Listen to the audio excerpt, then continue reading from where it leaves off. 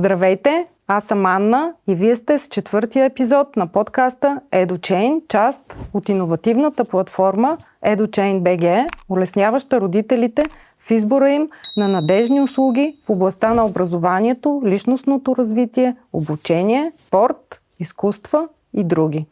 Днес при мен е Ади Конедарева, образователен експерт, основател на Учителско кафе, пространство за ново поколение, професионална подкрепа на учителите и доверен партньор в мрежата на EduChain.bg. Ади е сертифициран специалист по дизайн на обучения и повече от 10 години инвестира усилия и експертиза за подобряване на преподавателската практика на учителите в България. Управлява международни образователни проекти и превежда образователно ноу-хау и политики спрямо националния образователен контекст.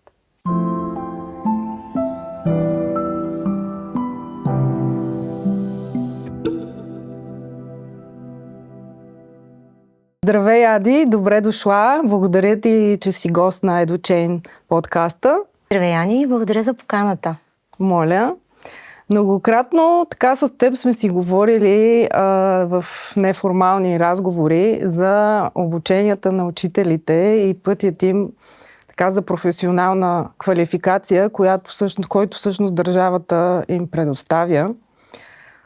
Аз тази тема така я продължавам от предишните епизоди, тъй като смятам, че е изключително важна и ключова за образователната система в България. И именно за това реших да направим този разговор с теб, предвид твой опит и всичко, което можеш да кажеш на хората отвътре.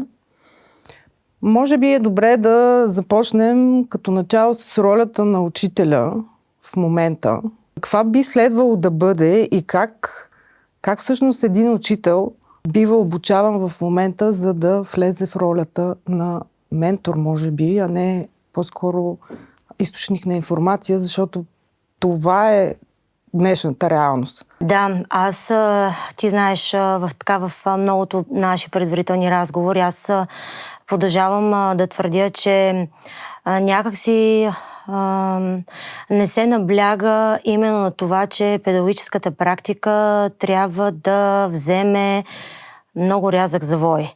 Защото, знаеш, в публичното пространство се говори постоянно за бъдещето на подрастващото поколение, за реформа в учебните програми, за промяна в начина, по който изобщо нашата образователна система работи и някакси не се засяга, че всъщност това да се случи, най-напред трябва да имаме мотивиран, желаещ и най-вече учител, който да разбира какви са изискванията към човека зад професията и какви са трендовете към днешна дата за това ти наистина да бъдеш учител, но през 2026 година, а не учител какъвто е бил преди 10, 20 или 30 години. Да. Сега ще се опитам така да представя нещата с малко предистория, защото обществото налага сериозни изисквания към учителите или педагогическите специалисти в България, като всеки говори каквото му падне в социално-медийното пространство, че учител трябва да бъде ментор, че трябва да бъде фасилитатор, че трябва да бъде социален работник, трябва да бъде възпитател, трябва да бъде надзорник, трябва да бъде психолог, всичко трябва да бъде. Но аз веднага давам отговор на този, да се каже, обществен въпрос, че не, той не трябва да бъде това. Към днешна дата учителят, за да запази наистина човешкото присъствие и да се нарече учител в новото време, той наистина трябва да разбира всъщност какво означава да бъдеш ментор и фасилитатор. Значи ментор, веднага казвам, за да се изясни и това понятие, означава човек, който проектира процеса. Човек, който не преподава съдържание в продължение на 40 минути, знаеш, 40 минути, е продължението на един учебен час, а човек, който проектира първо процес, създава процес и въвежда учениците в този процес. Да се научат на критично мислене, да се научат на ефективна комуникация, адаптивност, да знаят какво означава проблем, който трябва да се реши по един или по друг начин, да търсят правилното място, за да споделят различни становища, от които да изберат най-правилната посока и доказателствен материал, че този проблем може да бъде решен. И най-важното нещо, този процес, който се проектира в класната стая, да бъде обвързан по един или по друг начин с реална житейска ситуация. Ето това е ментор, който да менторира процеса. Но за да може да менторира процес, той трябва да го създаде. А един процес в така нареченото днешно обучение не стъпва на учебно съдържание, а каквото все още присъства в училище. Фасилитатор е дума, която означава грижа за самия процес. Тоест, фасилитатора обгрижва процеса да върви плавно, ефективно. Или управлява всъщност. И управлява процеса. Да. Това е фасилитатор. И честно казано, наистина е важно, аз така и апел към колегите учители, тъй като знаеш, повече от 10 години и като бивш учител, с успешна кариера на учител, новатор и експерт проекти и програми в едно от училищата в София, разбрах едно нещо. Не може да искаш от учителя да преподава компетенции и да учи децата на компетенции, без самия учител да развива компетентности. Това е много важно. Говорим за компетентност на образование, за компетентност на обучение, обаче самите учители не се обучават на компетентности. Това ми беше втория въпрос. Ти много хубаво обясни въобще ролята и какво означава, но как на практика всъщност се обучава един учител да придобие тези компетентности? За жалост, към момента няма такава практика. Знаеш, говорили сме си с теб и така в мои публични изказвания, базирано и така на моето научно изследване и преди, ако не се лъжа, 7 месеца, аз се сертифицирах по международната професионална квалификация тя е онлайн програма, разбира се, университета в Илинойс Urban Champaign. Те предлагат такава мастер-трак програма за професионална квалификация, именно Instructional Design. И всъщност това отговори на всички мои тревоги, така и дързания по отношение на това, че нещата не се случват по правилния начин. Какво имам предвид? Веднага ще го обясня. За да може един учител да се учи на компетентност, да развива компетентност, да надгражда компетентност или да придобива компетентност, най-напред на него трябва да бъде направена солидна диагностика. Тоест, какво означава солидна диагностика?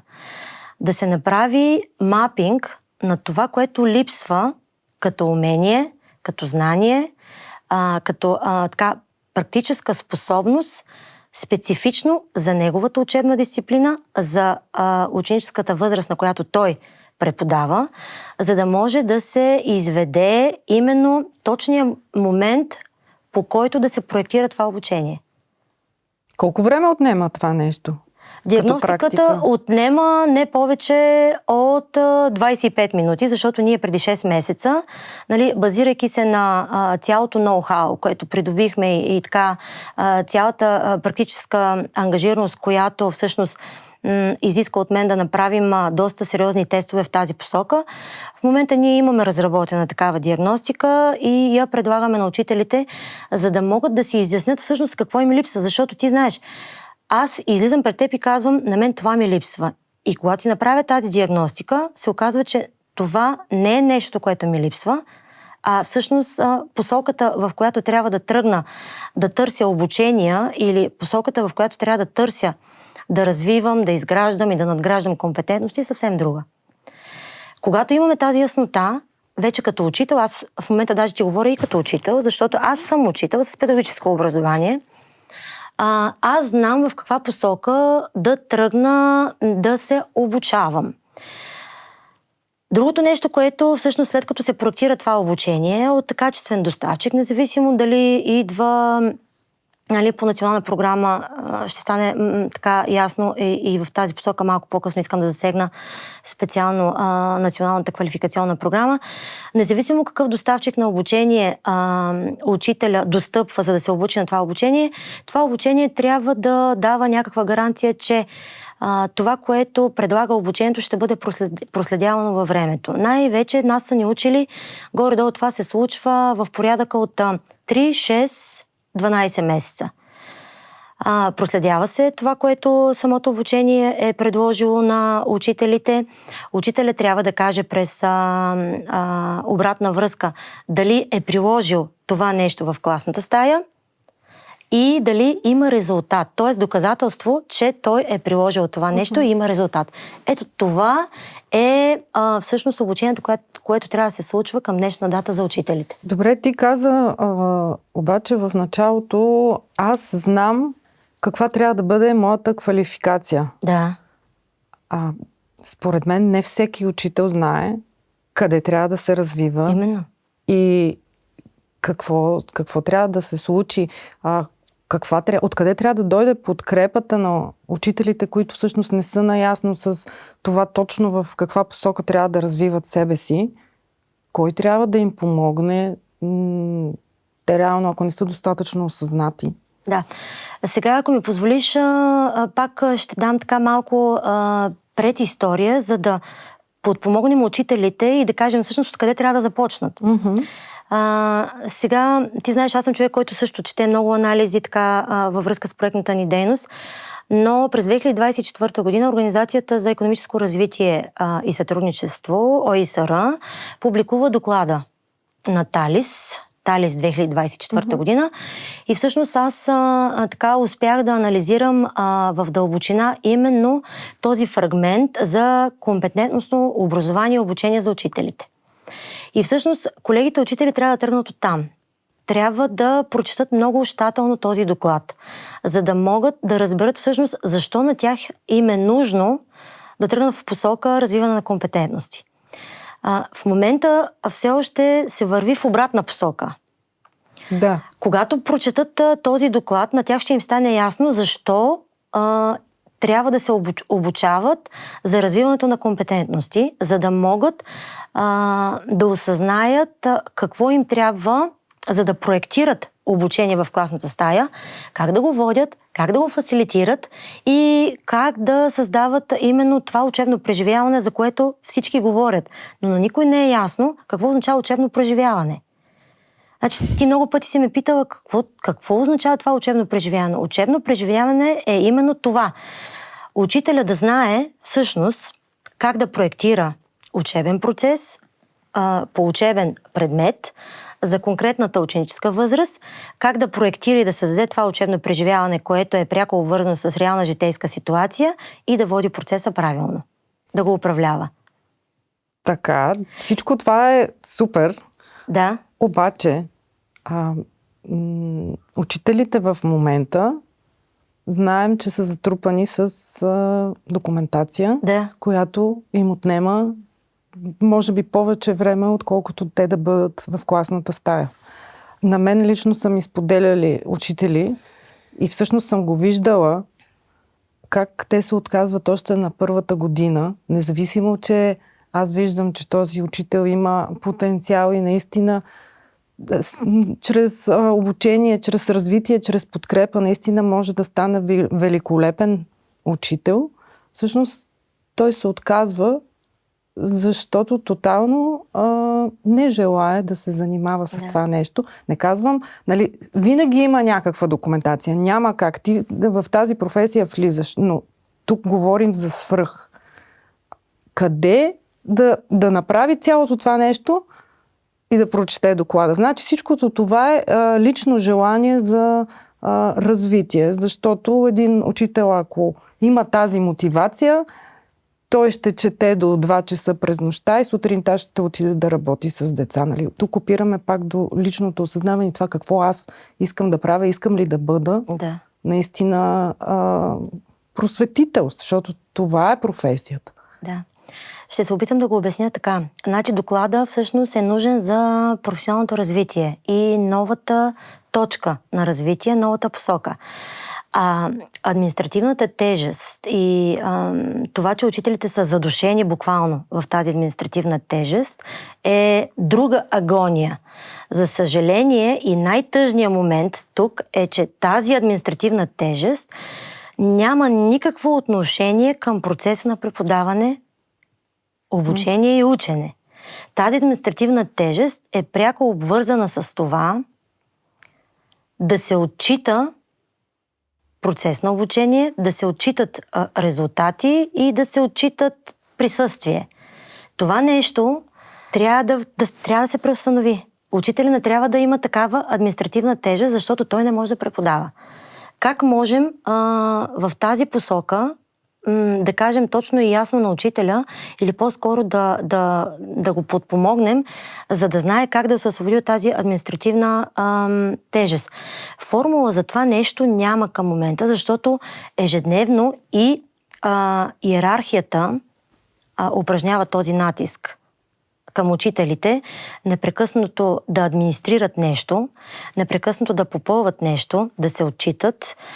Платформите, в които ежедневно, знаеш, трябва да попълват присъствие, забележки, отчетност, обяснение, справки, декларации и всевъзможни друг тип документи, няма да се подобри преподавателския процес или въобще обучението. Това, което бих искала да кажа, всъщност, и така като практика, върху която работиме, учителите трябва да започнат да работят с изкуствен интелект, много сериозно, за да се умеят, защото това е вярно. Ако един учител успее да натренира агент, който да работи и да редуцира стандартни повтарящи се рутинни задачи, веднага ти казвам, защото ние сме го видяли това нещо, правим го и помагаме на учителите, категорично заявявам, че той може да редуцира тази административна тежест по отношение на, пак повтарям, стандартни рутинни повтарящи се задачи до 75%. В момента той не може да го направи, защото тази администрация го задушава ежедневно. Тоест, отговор на този въпрос би трябвало да следва тази посока. Образователната система или управлението, наистина се надявам да така въведе много сериозно вътрешен образователен мениджмънт по отношение на редуциране на цялата тази отчетност, която към момента се явява единствено като някаква административна единица, но тя няма отношение по никакъв начин към подобряване и на обучението на учителите, и на професионалния им растеж, и на мотивацията. Ето, за това тази административна тежест убива мотивацията на учителя да бъде учител, да се развива и да се занимава с каквото и да било. Защото той е задушен ежедневно от натиск, от изисквания, все нови и нови. Тези изисквания са и към учебен срок, и към учебна година, и към учебни часове, и към учебни профили, и към учебни дисциплини. Повярвай ми, никой не е в състояние да смогне на тази администрация, на тези изисквания да бъдат покрити по начина, по който се изискват. Да, аз съм много наясно с това нещо. Но буквално в държавните и общински училища, освен ако държавата не направи някаква промяна, тези задължения си остават. Може ли директора вътре нещо да промени в мениджмънта? Защото в частното образование, в частните училища, там структурата е различна, там зависи от мениджмънта на самото училище, то си се самофинансира и съответно тази административна тежест би могла, и съм виждала много добри директори, които се опитват всячески да освободят учителите си именно от тази документация. И това може да се случи по различни начини, въпрос на мениджмънт и на организационна структура. Но всъщност, може би искам да отидем към ролята на директора, защото учителят изпълнява мениджмънта, който управлява директора. От една страна, ако говорим за частно образование, тук вече ролята на директора е чисто мениджмънт. В държавните и общински директорите са малко по, така да кажа, нямат много свобода. Да, конвенционални. Може би това е точната да, абсолютно дума. съм съгласна с теб. И аз и ти, нали, заедно с нашите екипи, ние говорим с много директори. Това, което така в последно време наблюдавам, има директори, които казват: аз имам магистратура образователен мениджмънт. И аз ги питам: добре, и какво означава това? Чувствате ли се по-различен менеджер в собствената си институция, в която вие нали, заемате тази роля, да бъдете директор на това училище? И всъщност отговорите, които получаваме, са много снобски, което ме навява на мисълта, че действително, дори да имаш магистратура образователен мениджмънт, това някакси не отговаря адекватно към реалния климат в училище и реалната посока, в която едно училище трябва да израства, да се развива. И тук сега е много силен момент да засегнем и ролята на директора. Разбира се, аз изразявам мнение, че според мен ролята на директора към днешна дата вече не трябва да стъпва на това дали той има магистратура образователен мениджмънт, не трябва да стъпва на това, че той има, 30 години опит нали, в миналото като директор, защото директорът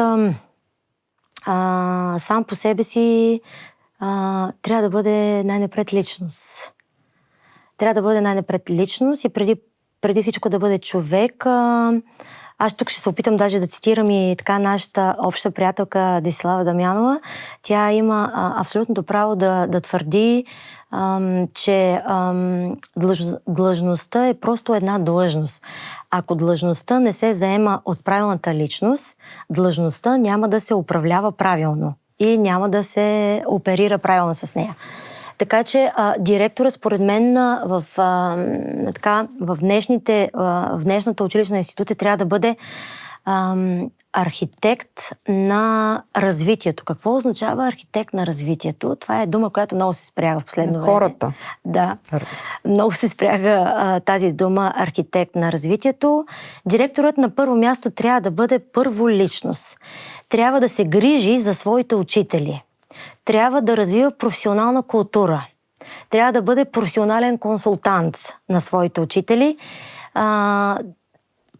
Не бих казала, че трябва да бъде лидер, защото за мен учителите са лидери и двигатели на учебния процес.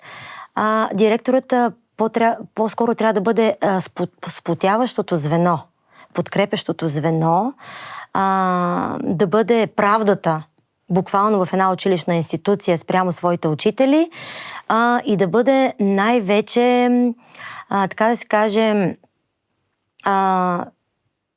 човекът, който заявява, че учителят е най-важният фрагмент от израстването на една училищна институция в посока стабилна трансформация, в отговор на бъдещите изисквания и в отговор на това как трябва да се обучава подрастващото поколение. Това трябва да бъде директора.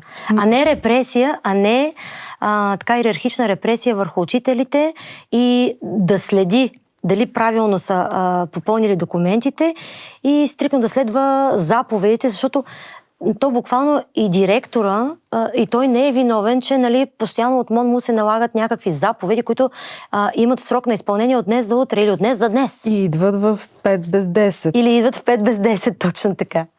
Да. Ти изключително добре описа тази роля, но тази роля, така както я описа, тя включва много умения, събрани в едно. Да. Добре. Изискването за заемане на длъжност директор, знаем какво е. Трябва да имаш учителски стаж 5 години, нали, като задължително и вече допълнително дипломите, нали, които са. Това ли е правилният подбор? Не, всъщност? категорично не. Категорично не, защото... Това е на институционално ниво. Не, категорично не. Веднага ще обясня защо, според мен. Нали, искам така правилно да бъда разбрана, че изказвам мнение, нали, на база и цялата колаборация, която имаме с международните екипи, знаеш, и ти работиш. Там също се срещаме с директори и знаем, че директорите в другите страни въобще не оперират така с така наречената власт, която директорите в България имат. По-скоро за съжаление, според мен това не трябва да бъде правилната пътека за подбор на директор на едно училище, защото веднага давам пример. Да речем един директор, който в момента е на една такава средна зряла възраст. Няма да се позовавам на конкретни години. Да речем е бил 5 години директор, но примерно той вече, така да се каже, е вече на една възраст, в която, да речем, трудно се справя с динамиката на образователните процеси, най-вече чрез действия, Ани. Най-вече чрез действия, защото аз съм абсолютно несъгласна с директори, които си позволяват да говорят и така да бълват само теория, празни приказки, зад които не стои пътека на процес или ясно разписани действия. Реално действие. Да, действие. Това са хора, които не познават как трябва да приложат това действие или как да се случи това действие. Значи, не може един директор, който има 5 години педагогически стаж, а през тези 5 години той реално да не е случил никакво действие или да няма доказателствена пътека, през която той, примерно, казва, да, моето училище стигна от тук до тук. Или нашите ученици стигнаха от тук до тук, защото ние в тези 5 години успяхме да усвоим, да приложим, да развием тази иновация, тази методология.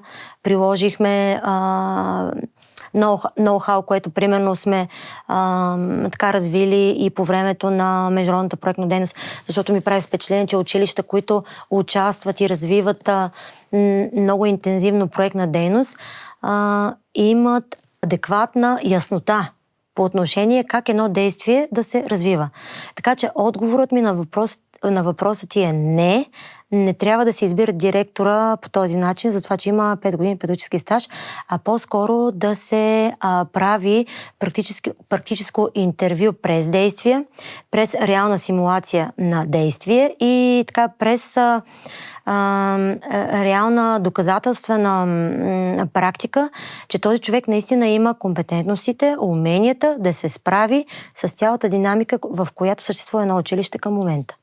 Да, аз съм общувала с учители, които всъщност имат много повече идеи от своя директор.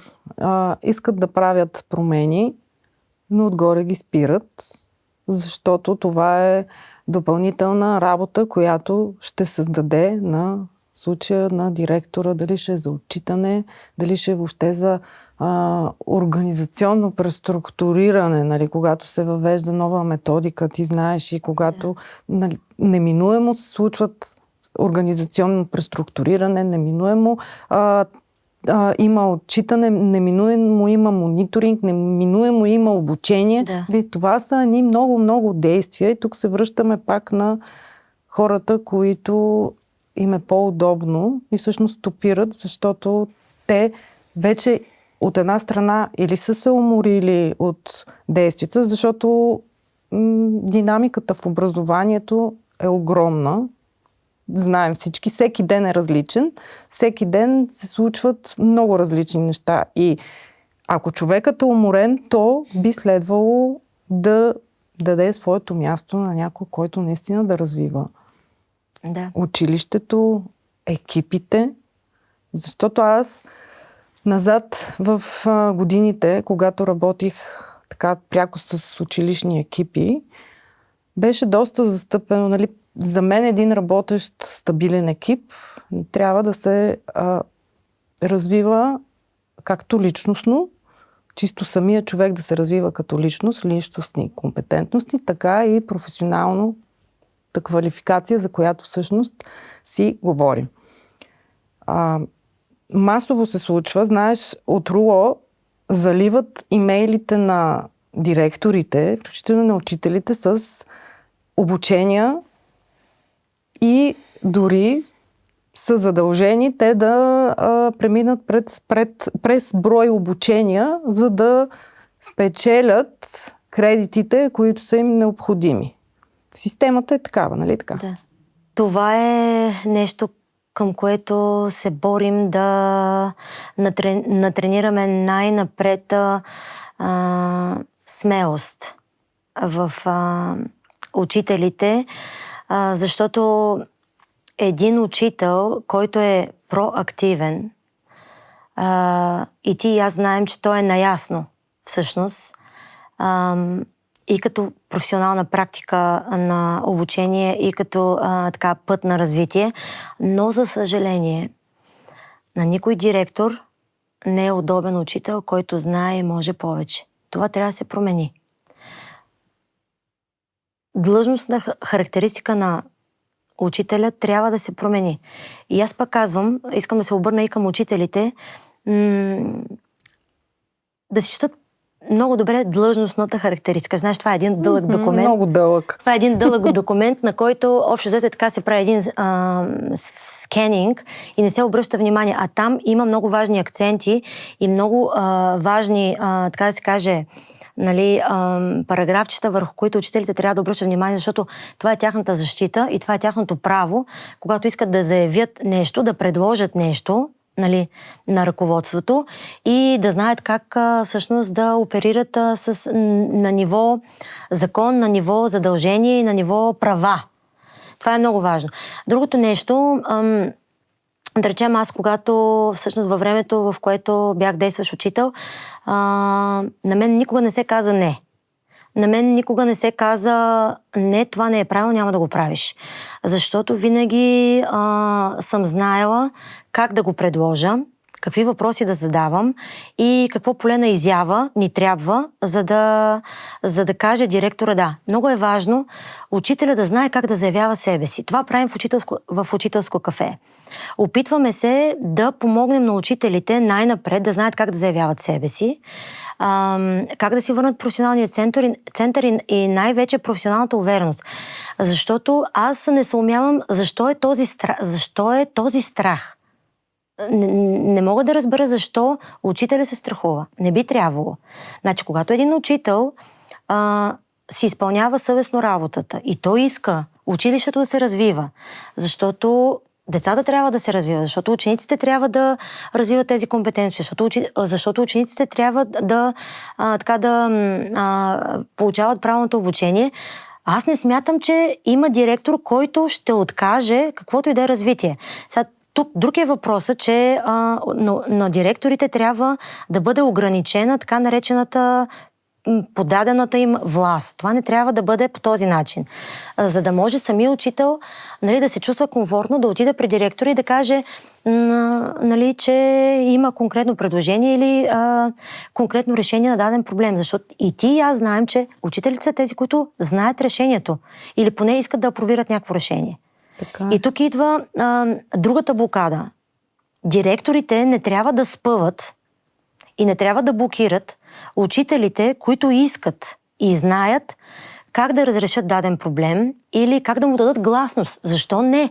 По този начин ще се даде така и времето за разрешаване на един проблем да бъде по-бързо, по-гъвкаво и директорът трябва да бъде благодарен и признателен на този учител, че той наистина има тази експертиза, видял е, пробвал е решението, знае, че това е решението и защо трябва да го блокира? Напротив, това е проблем огромен. Това не означава, че учителя ще вземе място на директора. Напротив, ще получи така по-голяма доза респект и по-голяма доза доверие. За мен доверието е най-важното нещо в едни взаимоотношения директор-учител. Да, но тук опираме пак до личността на директора. Именно. И ако трябва да бъда още по-красноречива, директорите трябва да бъдат избирани от учителите в училището. Да, това е много добро решение. Тогава всичко ще тръгне изключително добре. и директор ще бъде мотивиран, и учителите ще се радват, че имат така ръководител на ниво институция в лицето на директора, консултант, подкрепящ човек, така мотиватор, човек, който да се грижи въобще за общо благосъстояние на училището. Разбираш ли ми какво искам да ти кажа? Това е ролята на директора към днешна дата, а не диктатор. Това не работи. И ако това не се промени, образованието ще продължи да се дави, учителите ще продължат да се изтощават, ще продължат да бъдат демотивирани и просто няма да искат да прилагат тая всеотдайност, няма да искат просто да се развиват като учители и ще бъде ден за ден заплатата да дойде и така, просто да оцелеем по някакъв начин.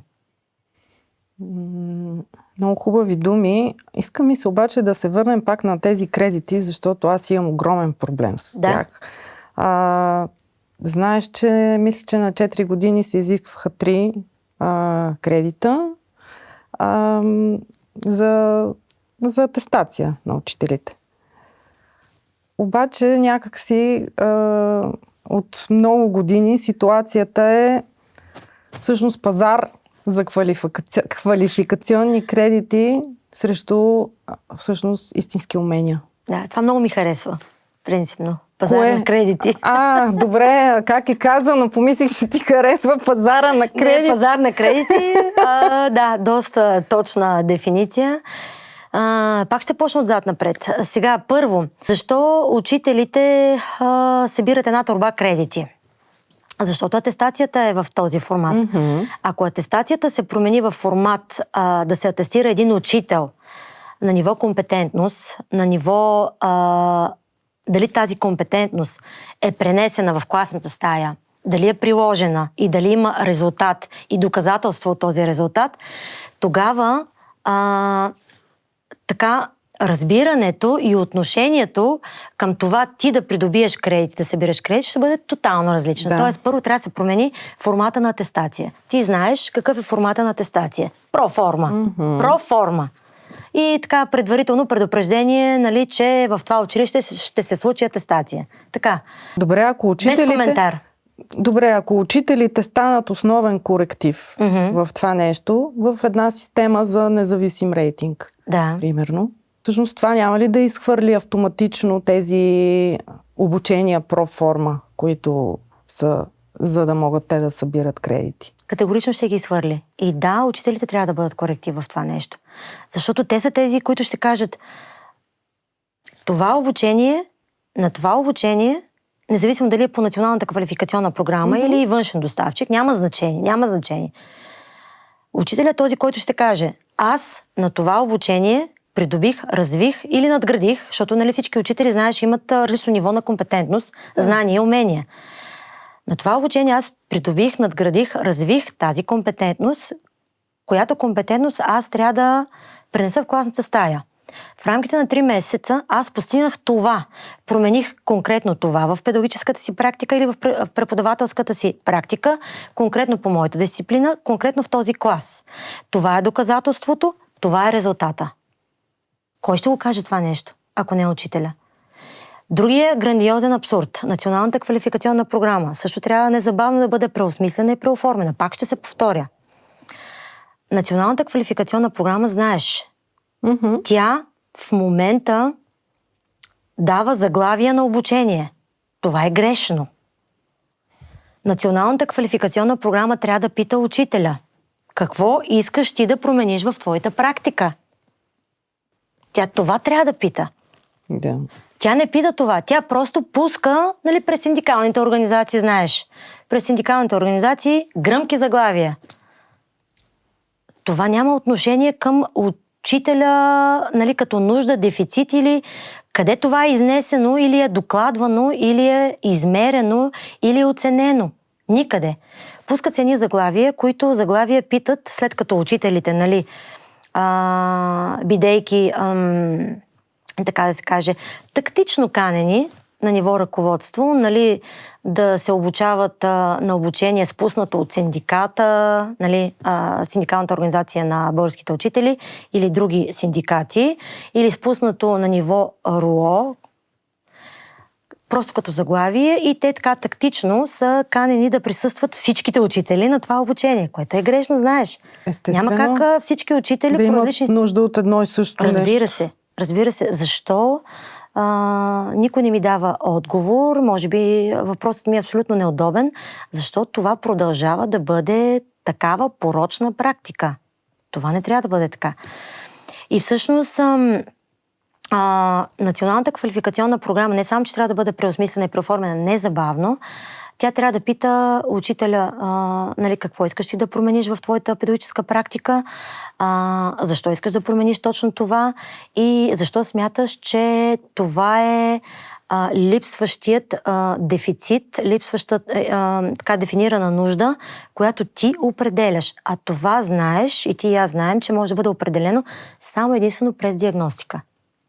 Така. Или, да речем, самия учител в рамките на една учебна година се бори с това нещо и не може да намери решение. Продължава да иска не консултация, ми продължава да говори в училище за това нещо. Никой не го чува. Ти знаеш, никой не го чува. И най-лесното решение, нали, защото такава е пътеката, нали, от 30 години насам, даже и повече. Да, повече. Да се яви на обучение, което е спуснато, нали, по националната квалификационна програма. И го е изпратил директора. Това е грешно, това не е правилно. Той директора, в повечето случаи в по-големите училища, сформира група, която изпраща на обучение примерно в Бургас или във Варна лятото и обучението се изразява в обикаляне на града и ходене на плаж или на спа. Мисля, това е масова практика. Да. И всъщност тези кредити, нали, те си ги имат, защото те трябва да имат кредити. Това е абсолютно... Да. Ма те учителите не са виновни. Не са виновни, но казваш ти... Аз също смятам, че не са виновни, защото това им се предлага и това им се налага в повечето случаи. Те спазват изискванията. Да, спазват изискванията. Малко са учителите, които отказват да отидат на такова обучение и искат нещо, което наистина за тях ще бъде полезно. Има доста такива учители. Да. Но тук пак опираме до ключовата фигура, която ще разпише бюджета. Защото всичко се върти около един бюджет, нали така? И в това го обсъждахте в предишния подкаст. Да. Бюджета, който се пуска за квалификация на учителите, се разпределя от директора, което е абсолютно погрешно. Този бюджет, всички знаем как върви, изцяло по административна логика. И всъщност, според мен, би трябвало този бюджет да се разпределя по така ясно регламентирани параметри, че учителя, нали знаеш, сега се говори, че така на годишна база трябва да се придобиват повече кредити. И бюджета за този брой кредити, който е ясно регламентиран нали, на база една учебна година, трябва да се разпределя на учителя. И той сам, всъщност с този бюджет, да се избира обучението, на което се обучава. За мен това е правилната логика. За мен. Другото нещо, което всъщност, ако искаме или желаем тази национална квалификационна програма да влезе така в правилната посока и на приложение, и на развитие, и ако щеш го наречи да бъде един учител да иска да се обучава по тази национална квалификационна рамка, тя трябва да има ясно разписани показатели на измерване на качеството. Знаеш, че това не е така в момента. Показателите или индикаторите, които измерват качеството на изпълняването на тази програма, са абсолютно некоректни. Програмата пита, хареса ли това обучение, би ли го препоръчал това обучение на някой друг, смяташ ли, че това обучение е полезно. Това са абсолютно така писмени форми на обратна връзка, които по никакъв начин, ако аз сега съм действащ учител, няма да активира желанието в мен аз да разкажа за това обучение, да приложа това, което съм чула, знанията или уменията, това обучение в класната стая, защото самото обучение не го изисква от мен. Програмата не го изисква от мен. Защо аз ще си правя този труд? И иерархията за израстване на един учител също трябва да бъде друга. за да иска един учител да израства професионално, за него също трябва да има иерархия. Не говоря за старши учител, нали, младши учител или въобще учител. Това не е иерархия. Това не е иерархия. Трябва да има, както в обучението по езици има нива, Ани, също така трябва да има и ниво на израстване на един учител, за да иска той да мине от ниво 1, ниво 2, ниво 3, ниво 4. Разбираш ли ме? Да. И това нещо трябва да бъде изискване именно на тази квалификационна програма, за да иска един учител да израства. И с всяко израстване да му се качва заплатата не с 50-70 лева или към момента може би е 45 евро, ами това израстване да има стабилно, така финансово подкрепящо звено, в което учителя да иска да израства. Иначе той не иска да израства. Така ли? Абсолютно. Защото така. нито квалификационната програма го изисква това от него, нито самото обучение изисква това от него, нито пък има някаква награда, че той се е постарал. Явил се на това обучение, отделил едни, примерно, знаеш, един квалификационен кредит е 16 часа. Сега, друг е въпрос, че 8 часа, примерно, има присъствено обучение, те вече ги сведоха, нали, на 4 часа, после имаме така асинхронно присъствие, нали, за самоподготовка. Окей, няма проблем. Но този учител, за да отдели тези 16 академични часа, за да се подготви, да присъства на това обучение, да разбере, пък да бъде интерактивен, пък да бъде контактен, пък да задава адекватните въпроси към лектора, той ги отделя тези часове от собственото си време. И за да има така интереси към тези кредити и най-вече осъзнатост, че тези кредити всъщност не са административна единица, а са кредит за компетентност, която компетентност ще бъде проследена, нали, и учителят трябва да докладва за нея, трябва да даде обратна връзка, трябва да даде доказателство, тогава нещата ще тръгнат в друга посока, повярвай ми. Това към момента не се изисква. И за това има пазар на кредити и на учителя, след като му е казано, ами виж какво, ти трябва да събереш тия кредити, ама всъщност този учител нали, има 12 кредита събрани в една учебна година, а не си дава сметка тези кредити за какво са? За какво са тия кредити? За това и нямат стойност. Добре, а бизнеса по принцип често се оплаква. Всеки един бизнес се оплаква, че няма кадри и всъщност много често обвинява и образованието. И всъщност защо има липса на кадри? Защото хората, които започват да работят, нямат конкретните компетентности. Да. Смяташ ли, че е в посока бизнеса да участва чисто като подкрепа в, може би като финансиране на такива проекти и програми, които които ти обясни, да могат да изследват въобще какви умения се придобиват и как те се прилагат в практиката? Абсолютно. Абсолютно. Но искам да изясня нещо много важно. И може би ще прозвучи като критика към бизнеса. Ще обясня защо. Какво виждаме аз и ти, които всъщност развиваме бизнес и се опитваме чрез бизнеса да подпомагаме въобще образователната общност? Бизнеса вече плаща цената на образователна система. Бизнеса вече плаща цената на образователната система и казва: вие учители, вие училища не подготвяте кадрите, от които ние имаме нужда в бизнеса. Защо е така? Защото бизнеса казва: ние искаме да подкрепим училищата или искаме да подкрепим чрез нашите реални програми училищата. Но как го правят? Само чрез презентации. Тоест, има един бъг тук, един дефект. Бизнеса трябва да влезе в образованието чрез, именно както го каза ти, сериозна инвестиция, за да може да се подпомогне държавната образователна институция да свърже именно обучението с практиката. Mm-hmm. Това в момента липсва. Бизнес се явява и казва: вижте какво, аз има един софтуер, сега дайте тук аз да ви го продам, нали, за да може вие да го работите. Не.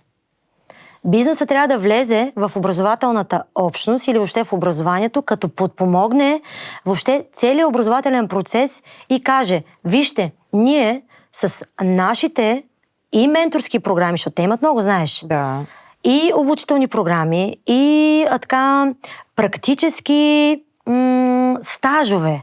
Знаеш, всеки един бизнес може да предложи практически стаж или практическа практика и за учители, и за ученици напълно безплатно. В рамките на 1 месец, в рамките на 2 месеца могат да го направят. Абсолютно не представлява никакъв проблем това за тях. Бизнесът влиза в образованието и казва, ние имаме, нали, еди какво си искаме да го продадем. Да, има услуга, която примерно би могла да влезе в посока, нали, предложение, за да може да се ползва на по-високо ниво, да речем, когато самото училище, директорите, учителите разбират как да ползват конкретен инструмент и че това нещо ще влезе наистина в употреба. Но според мен бизнеса, за да не плаща цената, която плаща към днешна дата, трябва да влезе в говоренето и през директорите, и с учителите. Като подкрепата, според мен, трябва наистина да се така разполага именно чрез предлагането най-вече на тези практически учебни стажове и на така менторска подкрепа на учителите, които преподават в професионалните паралелки. Знам, че някои училища вече го правят. Има, да, правят го. И те са страшно доволни от това нещо. Въпросът е, че може би трябва, един бизнес, за да реши да подкрепи нещо наистина, не просто да си продаде продукт или система, той трябва да погледне малко по-напред всъщност защо го прави, защото той сега ще си продаде системата, само че кадрите, които ще се влеят в него след 10 години, например, ще са същите. Абсолютно. И може би трябва да има малко по-така визионерска представа всъщност в какво инвестира, защото след 15 години, ако наистина е създал и е подкрепил училища, и защото то се почва от едно и се разраства, нали, това е общност, той тогава би усетил всъщност истинската печалба, която ще дойде при него. Точно така. И ти и аз знаем, че бизнеса мисли в дългосрочен план. И бизнесът прави инвестиция, която ще има отражение, да речем, не след 2 години, не след 5 години, след 10 години, да речем. Тогава за момента, да речем, това може да се определя като известен риск, но при всички положения добрия бизнес казва, не, това не е риск за нас, защото ние инвестираме в човешки капитал. Обаче къде е противоречието според теб? Влиза бизнеса в училище и казва, вижте какво сега ние тук, нали, искаме да предложим учебни стажове или учебни практики, производствени практики, го наричат, нали, някои училища за учениците, нали, да речем графичен дизайн или примерно компютърна графика или програмиране или там каквото и да било, независимо в каква посока. Те отиват учениците, нали, изключително впечатление, учителите изключително впечатление, връщат се в училище и пак почват на другия ден на страница 24 или на страница 80, запишете заглавието на урока и направете упражнението. Да. Значи, учебни програми, знаеш, незабавно трябва да бъдат променени. Незабавно. Учебните програми продължават да възпроизвеждат съдържание и да карат учениците да заобрят. Това няма отношение изобщо с кадрите, които бизнеса иска. Няма никакво отношение или никаква релевантност към уменията, които трябва да развиват учениците в училище.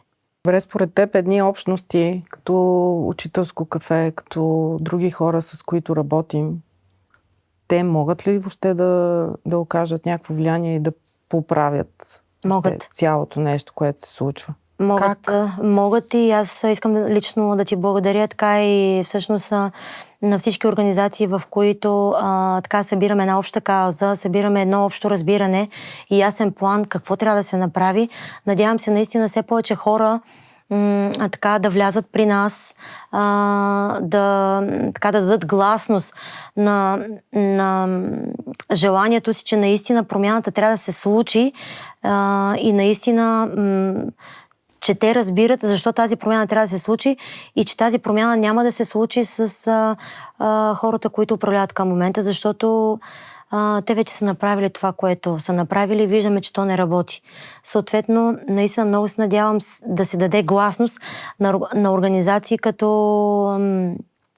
вашата, като нашата и много граждански организации, бизнеса също, неправителствените организации, гражданския сектор, които имат ясна позиция, работят на терен, имат решение проблем и наистина се надявам да има едно общо говорене, за да може така да се тръгне в правилната посока и най-вече това да се стартира, Ани. По-скоро това говорене, по-скоро да се предприемат действия за стартиране, защото ние си говорим много хубаво, но трябва да се стартират действия по тази промяна. Стартирали сме действия, знаеш, участваме, подкрепяме петиции, знаеш, подписваме се, защото това е всъщност е така правилният формален начин, чрез който, примерно, ако искаме да достигнем така и народните представители, така и да внесем предложение за реформа, предложение наистина за така промяна в структурите на институционално ниво и ниво Министерство на образованието и науката. Надявам се наистина да бъдем поканени всички тези организации, които в момента работим много здраво и от директори и учители казват едно голямо благодаря и казват много се надяваме наистина организации като вашите, нали, да бъдат така предложени именно за да бъдат чути какви предложения можем да дадем наистина за промяна в образователната система, откъде трябва да се започне, какви реформи трябва да се внесат и да има едно обществено говорене и достъп наистина на организации. Достъп на тези организации наистина да седнат на масата и да кажат да, това ще работи. И аз вярвам в това, виждам реално в общността, която сме се обединили да тръгнем да го правим. Това нещо има изключително компетентни хора, изключителни експерти, професионалисти, които просто седат на заден план а всъщност те са хората, които наистина могат да задвижат тези действия и да бъдат в основата на двигател на тази промяна като цяло. Абсолютно. Благодаря ти за този разговор. Надявам се, че беше доста полезен и интересен за нашите зрители. Благодаря и на вас, че бяхте с 4-тият епизод от подкаста EduChain. Нека не забравяме, че всички ние сме корективът на тази система и ако искаме наистина промяна, то тя трябва да започне от личната отговорност и действията на всеки, който вярва, че образованието ни може да бъде повече от пазар за кредити и схема на едни и същи хора. За да подкрепите подкаста, харесайте видеото, споделете го и се абонирайте за канала. До следващият епизод.